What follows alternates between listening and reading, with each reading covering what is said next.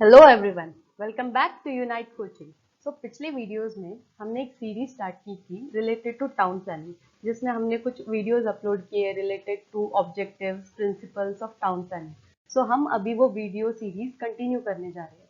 अगर आपने वो वीडियोस नहीं देखे हो तो पहले वो वीडियोस देख लो, बाद में ये कंटिन्यू करो। Let's start the video.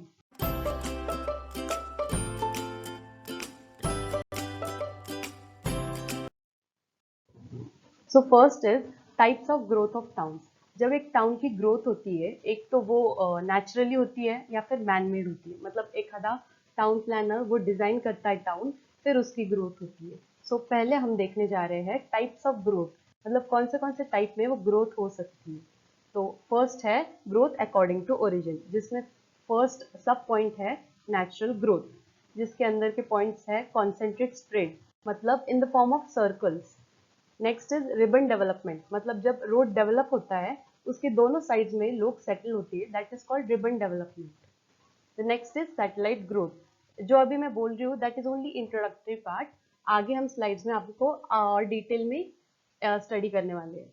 Next is scattered growth, उसका नाम में ही मीनिंग है, that is irregular growth. Next sub point है planned growth. Next is growth according to directions. हमने दो डायरेक्शंस कंसिडर किए हैं, दैट इज हॉरिजॉन्टल और vertical. According to that, first is horizontal growth and the next is vertical growth. Let's start the information about concentric spread. In concentric spread हम जब देखते हैं, मतलब ह्यूमन टेंडेंसी है कि लोगों को पसंद है कि टाउन के आजू बाजू में सेटल होना, that is in a circular manner. जहाँ भी स्पेस मिले वो सेटल होते हैं, सो दैट रिमोट एरियाज में सेटल करना लोग पसंद करते हैं। मतलब सब amenities, that is grocery shop, hospital, clinic, सब अवेलेबल हो आस पास में। पीपल सेटल देयर जहाँ पे टाउन्स होता है। It is a natural tendency of people to be as near as possible to town. Therefore, the town develops in the form of concentric rings with nucleus as a town. मतलब अंदर town रहेगा, उसके आजू बाजू में जहाँ पे भी space मिलेगी लोगों को, लोग वहाँ पे settle करेंगे। और नेक्स्ट है जो जब ये सेटलमेंट होती है तब लोग देखते नहीं है कि मार्जिन कितना है, कितनी साइड मार्जिन छोड़ना, रोड के लिए जगह है कि नहीं।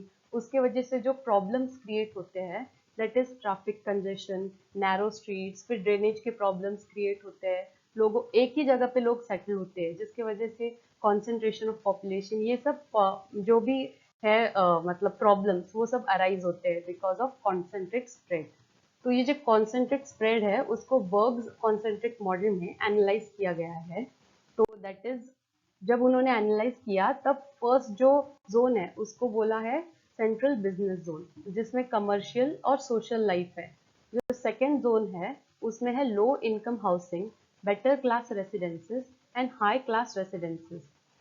तो नेक्स्ट है ribbon development. As I have told you, ribbon development मतलब जब रोड्स की ग्रोथ होती है या फिर डेवलप होती है रोड्स, तो लोगों की टेंडेंसी है कि बोथ साइड्स ऑफ रोड में वो सेटल करते हैं। जहाँ पे भी स्पेस हो, जहाँ पे भी एरिया खाली मिले, लोग वो प्लॉट को रेसिडेंशियल एरिया बना देते हैं और वहाँ पे सेटल करना पसंद करते हैं, that is along the main roads. It is called as ribbon development. इसके वजह से भी बहुत प्रॉब्लम होती है, क्योंकि जब बिल्डिंग एक्टिविटीज वो एक्सपांड करते हैं, जब बिल्डिंग्स आगे आगे आती है तब नैरो रोड्स हो सकते हैं और रोड की एक्टिविटी डिस्टर्ब भी हो सकती है। That is ribbon development. Next is satellite growth. Now example दिया जाए तो पहले जैसे बॉम्बे था, और बाद में जब बॉम्बे एक सर्टन साइज को रीच हुआ, जब ये टाउन सर्टन साइज मतलब ज्यादा बड़ा हो गया, उसके बाजू में एक न्यू टाउन जैसे सेटल हुआ, we can call it as Navi Mumbai. Because of that we can call that area for that time as satellite growth. Navi Mumbai को हम तब सैटेलाइट बोल सकते हैं। जब ऐसे टाउन फॉर्म होता है एक टाउन के बाजू में, उसको हम विलेज भी नहीं बोल सकते, it is not too small, और उसको सबर्ब भी नहीं बोल सकते, तब उसको बोलते हैं सैटेलाइट ग्रोथ। ये जो सैटेलाइट ग्रोथ की वजह से जो लोग होते हैं वहाँ पे, उनको इंडस्ट्रीज फॉर्म करना अलाउड नहीं रहता है, क्योंकि it is not a different town. But in that satellite, they have their own government and own corporate life. But they have to depend on for employment, मतलब jobs के लिए they have to depend on the parent city. That is मतलब नवी मुंबई को पहले तब के time के लिए बॉम्बे पे डिपेंड होना पड़ता था। For example I am telling, Okay, it depends on a certain extent upon nearby large town or city, पर वो कनेक्ट किया गया रहता है, मतलब जो सैटेलाइट न्यू ग्रोथ हुआ है that is connected to the parent city by local buses और ट्रेन और जो भी मोड ऑफ ट्रांसपोर्टेशन है उससे वो कनेक्ट किया जाता है. So that is called a satellite growth. It is generally situated beyond the green belt of the parent city. Now government ने एक ग्रीन बेल्ट दिया है. ग्रीन बेल्ट मतलब रेस्ट्रिक्टेड जोन, उसके बियॉन्ड एक टाउन को डेवलपमेंट करना, मतलब नहीं, इट इज रेस्ट्रिक्टेड जोन. उसके बियॉन्ड कोई डेवलपमेंट नहीं होनी चाहिए. जब वो उसके बियॉन्ड होती है that is called as satellite growth.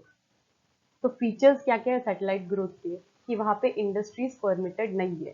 People will have to depend on the parent city for employment opportunities. As I have told you, अगर उनको कोई जॉब करनी है तो उनको ट्रैवल करके जाना पड़ेगा टू द पेरेंट सिटी और वहाँ पे जॉब करना पड़ेगा. Next is it is neither a village nor a suburb. मतलब वो छोटा भी नहीं है विलेज जितना और बड़ा भी नहीं है सबर्ब जितना. नेक्स्ट इज मेन डिसएडवांटेज क्या है, एम्प्लॉयमेंट के लिए उनको डिपेंड करना पड़ रहा है पेरेंट सिटी पे, मतलब उनको ट्रैवल करना पड़ेगा. And it is not as near कि वो वॉकिंग डिस्टेंस पे हो, उसके लिए उनको लॉन्ग जर्नी है मतलब वर्क करने के लिए. That is the main disadvantage. Next is scattered growth. उसका नाम में ही मीनिंग है. स्कैटर्ड मतलब कहीं पे भी, जहाँ पे जगह मिले वहाँ पे सेटल हो जाना, मतलब इरेगुलर सेटलमेंट. इसके वजह से क्या होता है, when the growth of town takes place in a very irregular manner it results in traffic congestion. मतलब लोग जहाँ पे स्पेस मिले वहाँ पे सेटल हो रहे, जहाँ पे स्पेस मिले वहाँ पे अपना रेसिडेंस क्रिएट कर ले रहे. उसके वजह से ट्रैफिक कंजेशन क्रिएट होता है. जगह नहीं मिलती रोड बनाने के लिए, जगह नहीं रहती कोई पार्क या फिर कोई भी गार्डन वगैरह बनाने के लिए. It creates encroachment of industries on residential areas. Next is development of slums. जैसे मुंबई में बहुत स्लम्स डेवलप हुए हैं. इट इज बिकॉज जहाँ पे भी स्पेस मिली लोग वहाँ पे सेटल हो गए, उसकी वजह से बहुत छोटे छोटे घर बनने लग गए. सो that is development of slums. And next is lacks of parks and various other problems which prove to be too difficult to solve in future. जब लोग सेटल हो जाते हैं, अपना घर बसा लेते, बाद में वो उधर से नहीं हटते. So because of that future में बहुत प्रॉब्लम्स क्रिएट होती है. So this is scattered growth.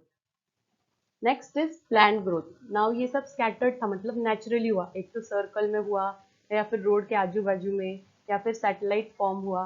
ये सब किसने किया, लोगों ने अपने हिसाब से किया.